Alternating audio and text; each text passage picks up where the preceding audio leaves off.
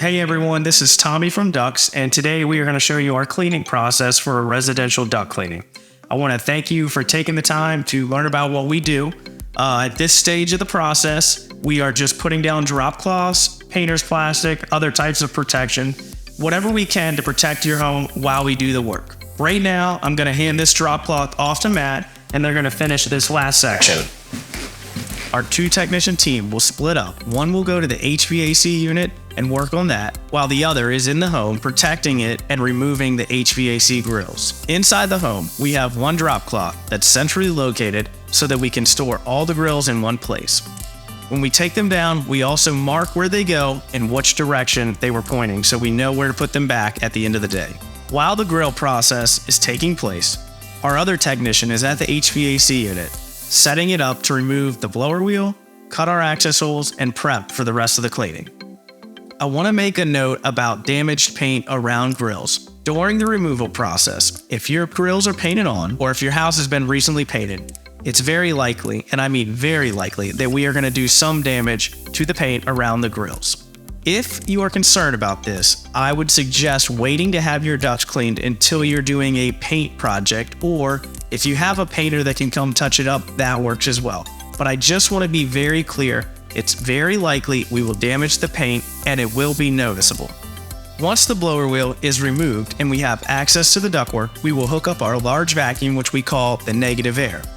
We will also use cardboard or other types of plastic or materials to zone off the HVAC system from the ductwork so that our vacuum is sucking from a smaller section. You might also see green tape around our access holes. That green tape is just so we don't cut ourselves on the sheet metal. Our duct cleaning process is very long. Part of that is being detailed each step of the way so that we don't miss anything. Another part of that is when removing the blower wheel, we have to be perfect with each and every wire and mark them exactly the same so that when we put it back in at the end of the day, nothing is wrong. A quick note about the blower wheel.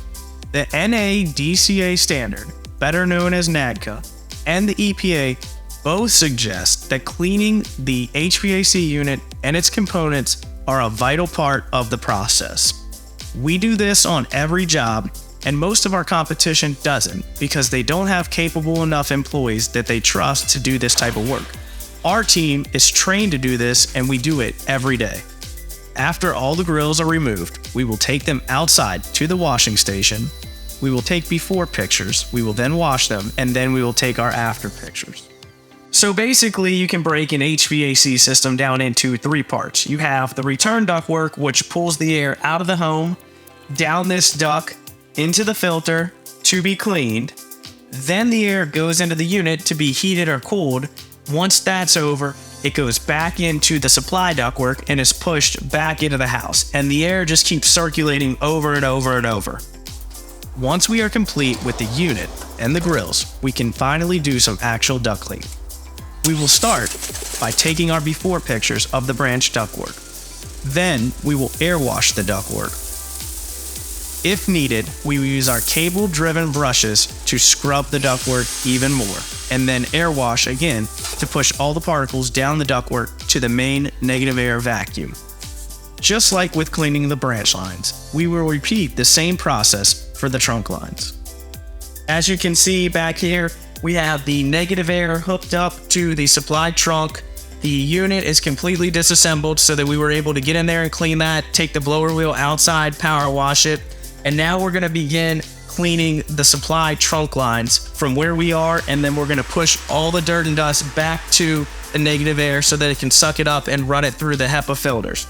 After the cleaning is complete, if the ductwork is lined, we have a separate encapsulation process for that. I'm going to make a separate video about lined ductwork, but I'll touch on it briefly now. Lined ductwork is where the outside of the duct is bare metal, yet the inside has fiberglass insulation on the interior in the airflow. When you clean lined ductwork, you can cause fiber shedding, which is where the particles from the insulation flow out of the air into the home. To prevent this from happening, after we clean the ductwork, we'd use a coating product called Fiberlock IAQ 8000, which is a coating made specifically for this process of coating insulation in HVAC systems. We put it on and apply it with a paint sprayer and then let it dry before turning on the system.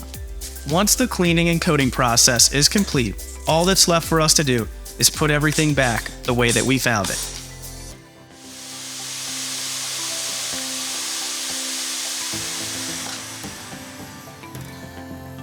Once the cleaning is complete, to avoid cross-contamination, we change the filters on our two most important pieces of equipment. This HEPA vacuum and our large negative air vacuum. The smaller HEPA vacuum has 5 filters in it and our large negative air has 3, and we'll change those at the end of the job before taking it to the next customer's home. This is where our team will split up into 2 again. One will go to the HVAC unit to clean the coils, the plenum, and wipe out the HVAC cabinet, while the other will go finish reinstalling the grills. Once the grills have been double checked to ensure that no fingerprints are left behind and that they're in place properly, and the unit has been double checked to make sure that it is working properly and supplying air, it's then time for us to load our truck and leave. I just wanted to say a quick note about dryer vent cleaning.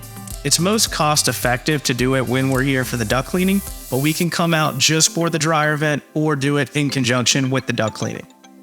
Once we arrive back at our shop, we'll take the before and after pictures and build you a PowerPoint so that you can see everything and all that we accomplished that day. Duct cleaning is a process that takes a long time. Most houses take anywhere from 5 to 8 hours, and some houses even take multiple days. So it's not something that you're going to just call us up and say, hey, I want to get this done today or tomorrow.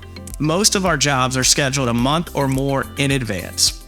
If you would like to learn more or see more about what we do, please visit our website or check out our social media pages or call or text us on the number on the screen. Thanks a lot and take care.